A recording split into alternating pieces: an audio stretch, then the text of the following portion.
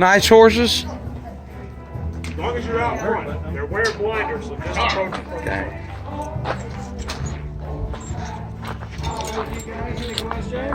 Hey, buddy. Can I say hi? How you doing? Ain't you a good horse? Yes, you are. They work you all day, don't they? They work you all day. Damn it. Damn it. Yes, they do. They work you all day. You're a good horse. Yes, you are.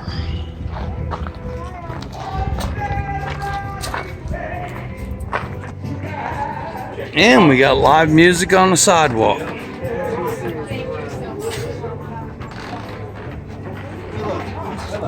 Beautiful horse. Mismatched, but beautiful.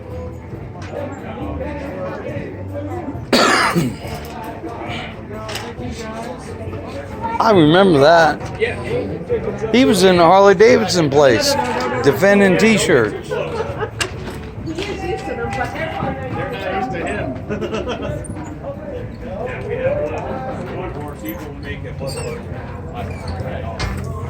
had a coyote get inside the stall one day, and the coyote was a puddle of blood.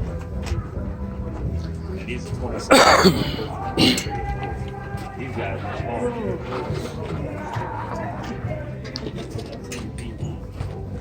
Leroy's 19. I think Carl over there is about 17. Champ, the smaller one, he's a half draft. He's half Shire and half quarter horse. So he's not as tall. But yeah, Leroy stands 19 hands.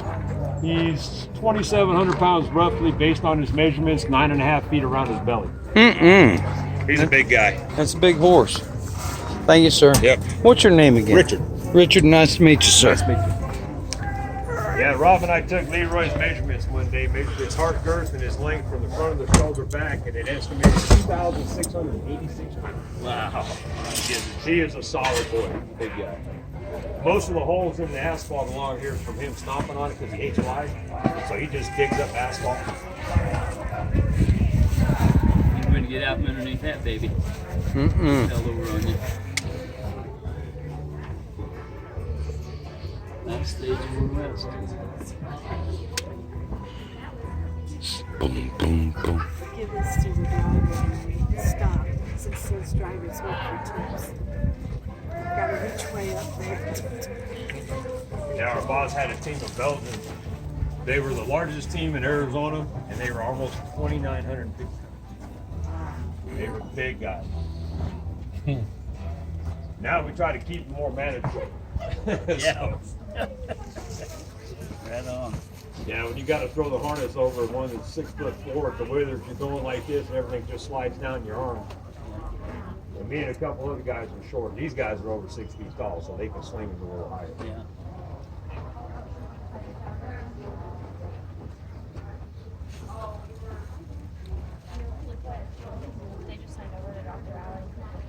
How old are they? These two are right around 20. Really? Yeah, Carl, I think they got him. He was about a 5-year-old horse when they got him out of Missouri. He was a plow horse. Been here 16 years, so he's right around 21. Champ, when we got him, he's been here about 5 years, and he came from the Amish. He was used to pull road cars, so he would run up and down the country roads. But he's got a couple brands that aren't Amish that are on him, and they think he came from another ranch out of Colorado. But when he got here, he didn't know what a stop sign was, didn't know how to stand still. He just wanted to keep going. As soon as we harnessed him up, it was like, let's go. So he knew what he needed to do. But we had one vet, when we got him, they said he was 12. I think he was closer to 15. And the vet, last time the vet checked, said he was right around 20. So, but these guys work 2 days a week, Wednesday and Thursday, and then they get the rest of the week off. And then we got 2 other teams we bring out on the weekends, Friday through Sunday. That's when we bring out our big black percher on Leroy. Leroy. Leroy, he used to have a partner named Willie. They were both 2 big guys. Then we have Dave and Buster and Butch and just another Carl and Clem, the original ones.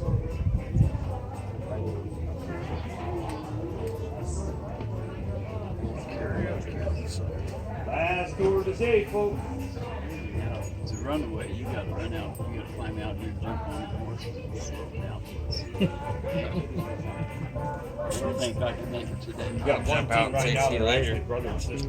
Oh, really? Yeah, they're twins, born from the same mom. She was a Belgian, father was a Percheron, and they didn't know that she was twinning. I come out to the barn one day, and there's two ponies sitting there, one little colt, one little filly. They call it Chip and Dale. Any sibling rivalry? Oh yeah, well they're inseparable. When you get one too far away from the other one, they freak out. Yeah. It's like they work good together.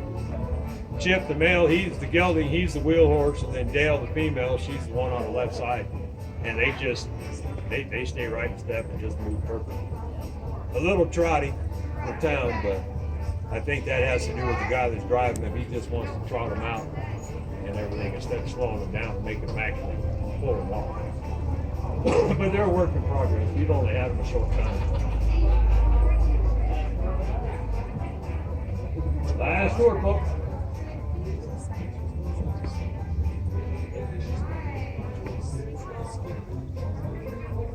You guys still doing NASCAR, driving for NASCAR? Yes, sir. Yeah.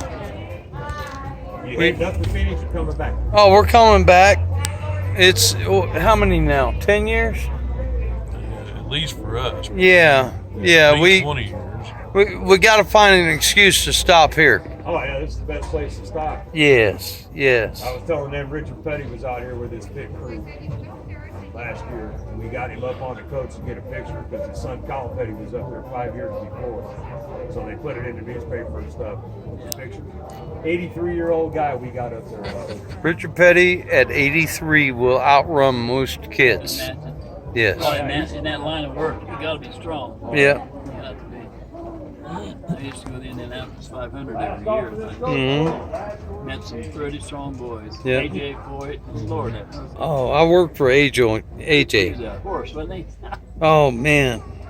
You didn't Oh, want to cross him. Yeah. Well, that's what I was going to say. You want to work hard and not piss AJ off. Yeah, I can imagine. Yeah. Where y'all from? Decatur, Illinois for us. Uh huh. There. All of you? Mm-hmm. Very good. Very good. I know you from Decatur, Mount Zion. All right. So is that north, south Illinois? Is that close to? Central. It's dead in the middle.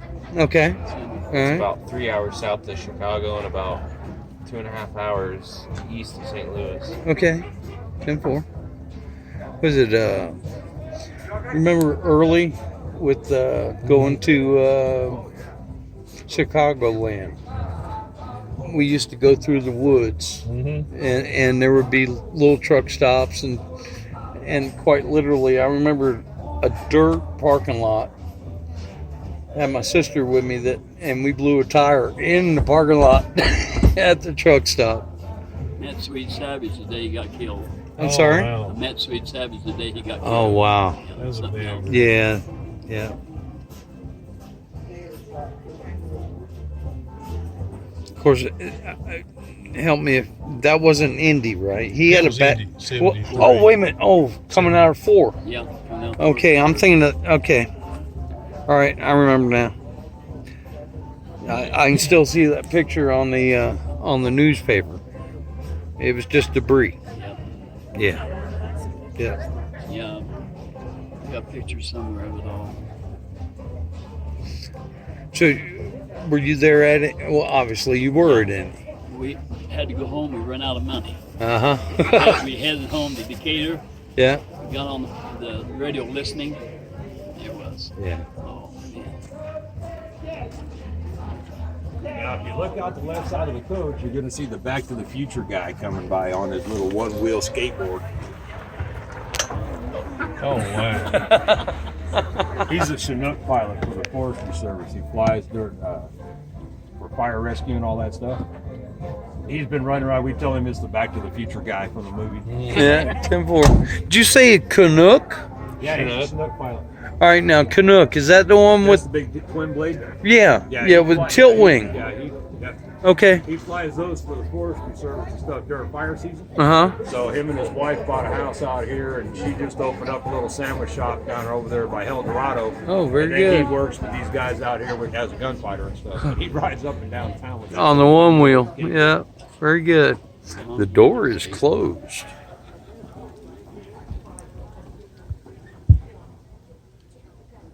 All right, guys, we're going to go ahead and take off. Welcome to Tombstone. My name's Rob. I'm going to be your narrator and driver. Out front, Champ and Carl, you're going to hear me talking to as we head out on tour. Sit back, relax. We'll take you back in time 140 years. We were just a silver mining town back then. Step up. Step up. Come on, one last one, boys. Now, Tombstone's a real one that we founded all the way back. 1870. And of course, we actually have two years.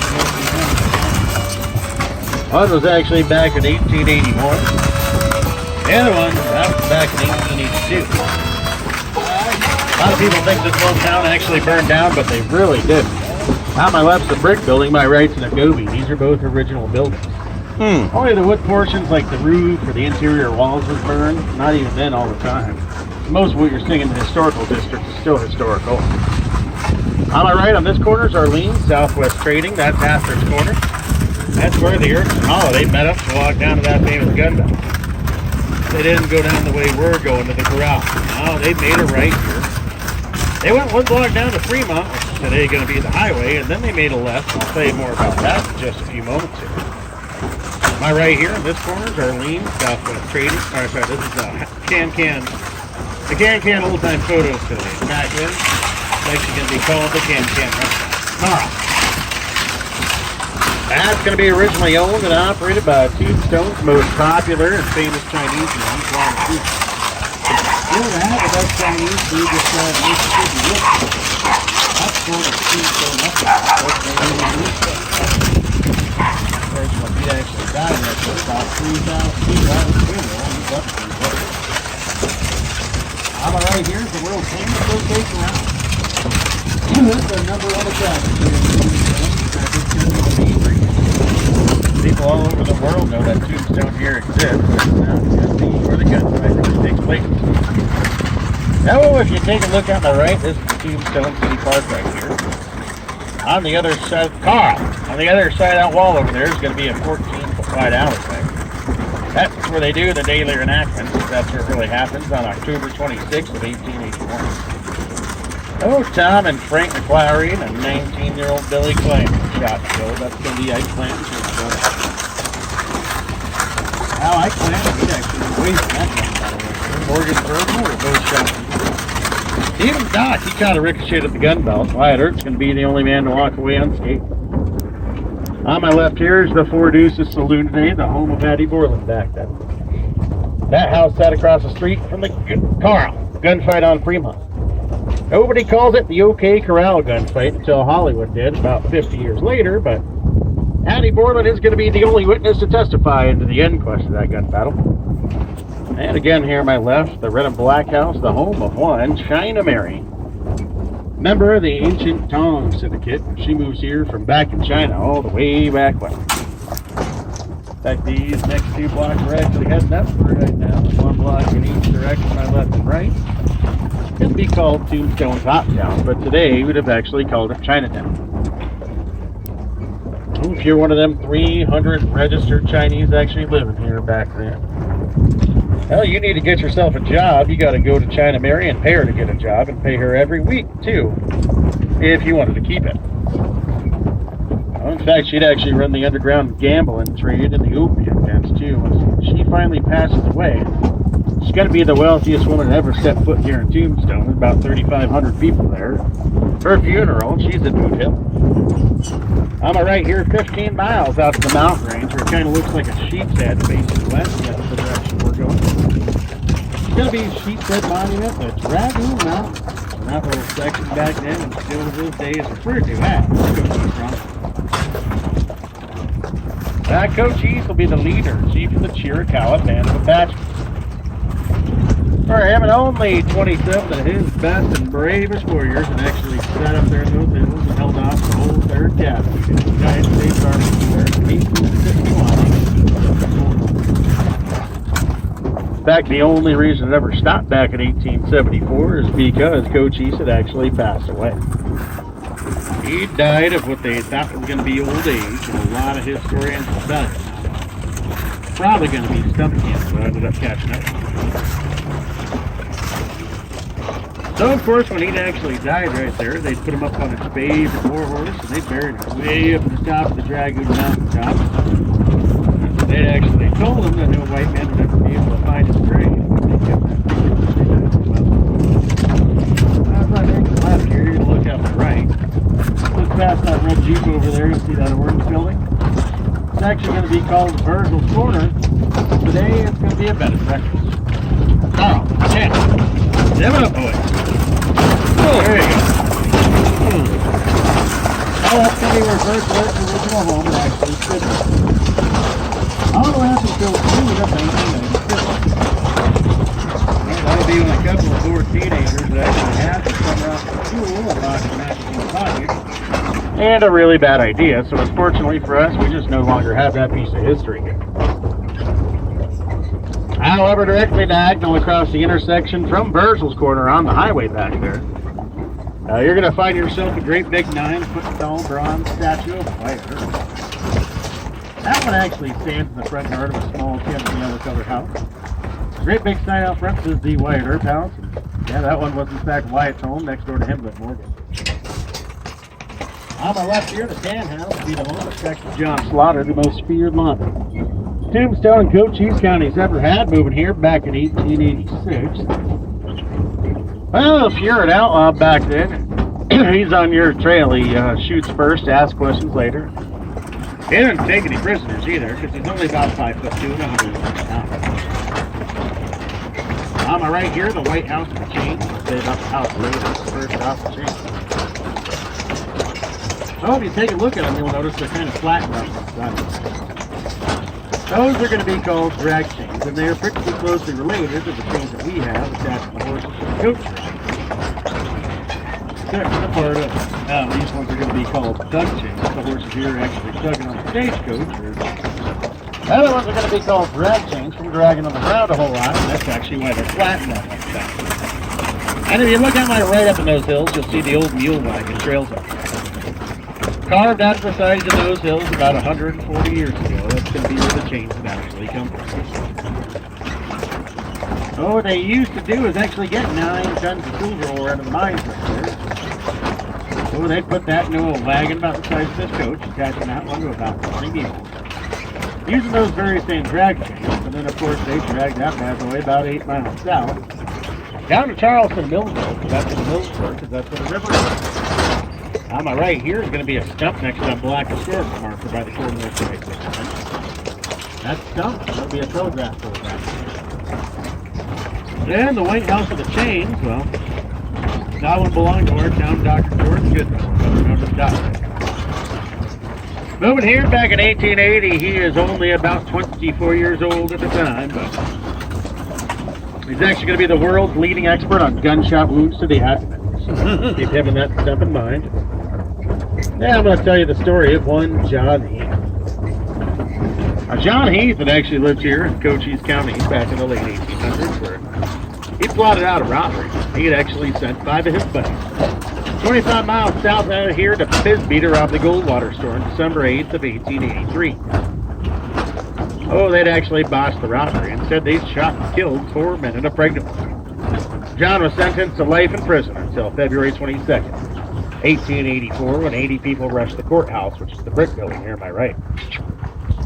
Now, they'd actually grabbed John Heath out of that back jail cell there. Carl! They drug him out the front doors, down to that telegraph pole they go, and that's actually going to be where they hang John. That'll be where it takes John over 20 minutes to digest or 2. Oh, of course, our town Dr. George Goodfellow does the autopsy report for him, and under cause of death, he wrote down John had died, but of emphysema due to high altitude. Here, my left hand out, stained glass windows, be the home of Allen English. Well, he's actually going to be the lawyer here that had defended the Earps during the inquest of that gunfight.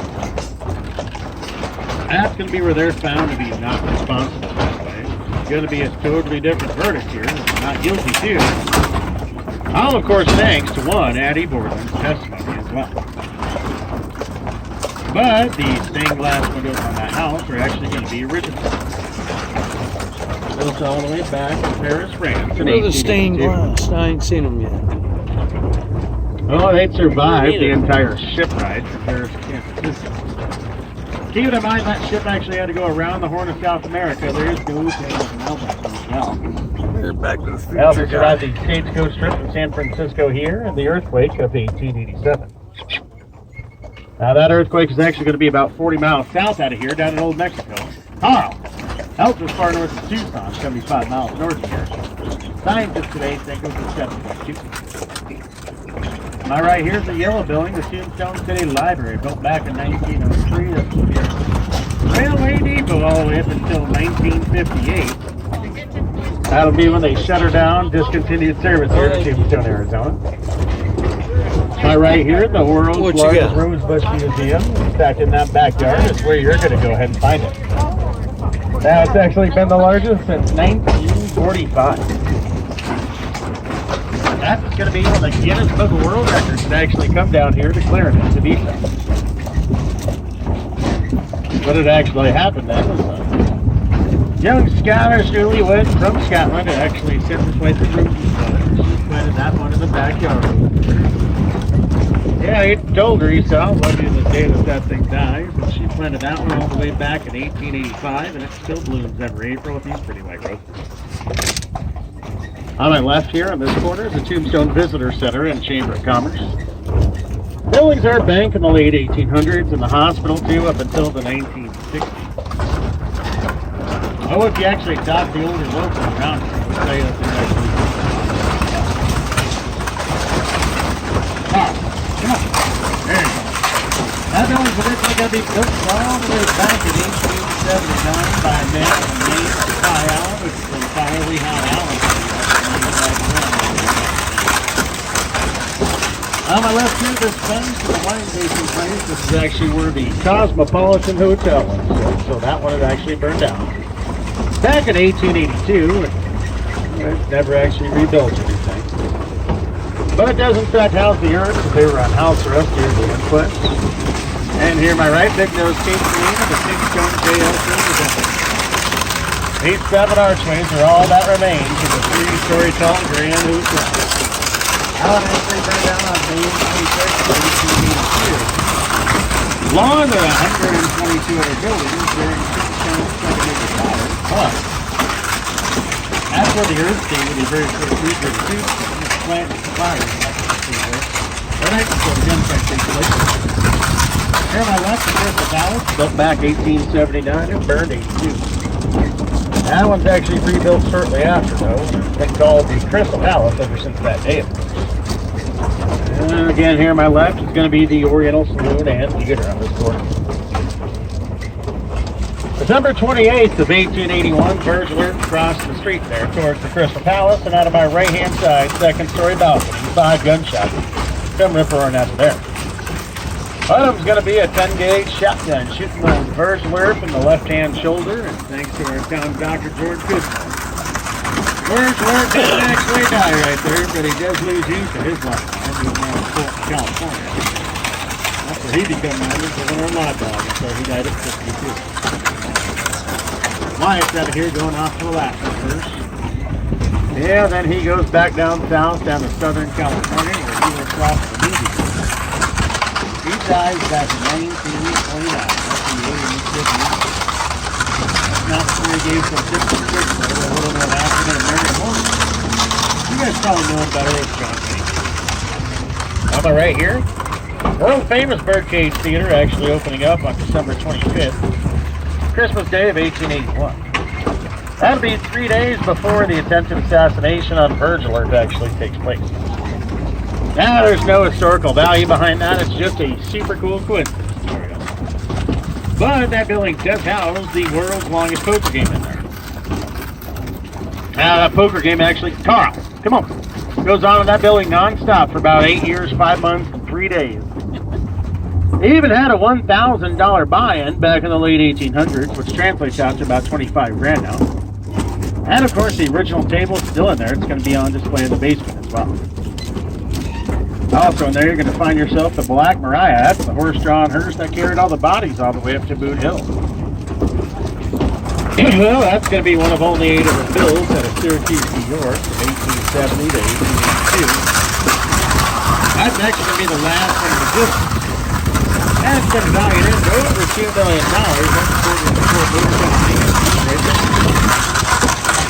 October 28th of 1880, the year before the gunfight, the birdcage is an empty lot of land. Marshal Fred White, he found 5 drunk cowboys shooting their guns off there, howling at the moon and chasing the dragons.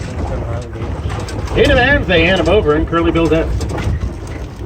His weapon discharged. He fatally shot Fred White right in the groin. Now, Fred didn't actually die right there. He died about 3 days later. On his deathbed, he exonerated Curly Bill. So Curly Bill actually skated on charges because of that. 2 weeks after that happened, that's an old person to become John Marshall. The rest of this as we know. All right, here, the Mercantile Store, part of the Oriental Saloon now, but it's called the Arcadia Store back then. Until June 22nd, 1881, with a bartender in there. They dropped a liquor jar into a barrel of whiskey, and poof, 66 actual buildings burned that night. One block down to my left is the archway of the Tombstone Consolidated Mines Company, where all the silver mines are. There we actually had over 25 silver mines, 3,000 mining claims, and up underneath Tombstone. So over 300 miles of mines, going 1,000 foot deep, our water tables at 500. Well, they built 2 giant furnace pumps in order to pump 52 million gallons per hour. One burned down 1886, the other one in 1909, and the water table actually moved back up. Built natural state of about 500 feet, ended up flooding out the mine. That's the big nose case to my left. Genevieve doesn't actually get the nickname because she had a big nose. She got it because she wouldn't keep the nose out of everybody's business. 2 major fires, flooding of her silver mines, 7.2 earthquake. We're still here as the town. Too tough to die. You guys enjoyed your tour. Watch your step on the ladder. Enjoy your stay here. And if you have any questions, come up and ask. I'm a lot more reliable than Wikipedia.